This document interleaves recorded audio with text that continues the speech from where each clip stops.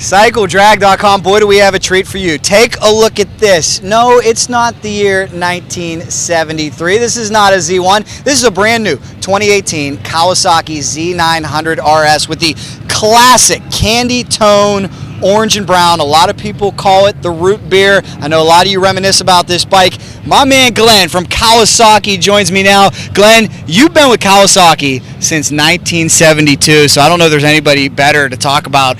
How much of a flashback does this give you? Oh, this bike is totally awesome.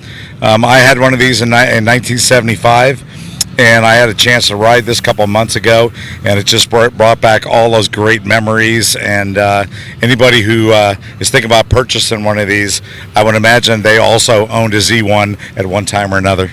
Now, so much has changed since the Z1. Back in the Z1 days, we didn't have things like traction control. Talk about some of the technology on this motorcycle. Right, this bike has a dual mode traction control, or you can take it off depending on whatever your riding styles are. It also has ABS brakes, and they didn't want to change it, make it too fancy. They just wanted to bring it with some updated features, and of course keep that old Z1 styling.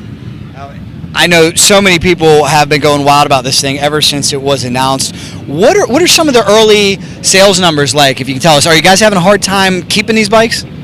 I would imagine that these dealers are selling every single one they can get their hands on. I had talked to one dealer. He actually only initially ordered 2, and he sold 5 of them, so he had to get them from other dealers. And being that you were around for the Z1, what are some of your favorite features on this bike that really punch home that retro style? I like the paint scheme is beautiful on it. The nice flat seat is another great feature, except for especially for 2-up riding.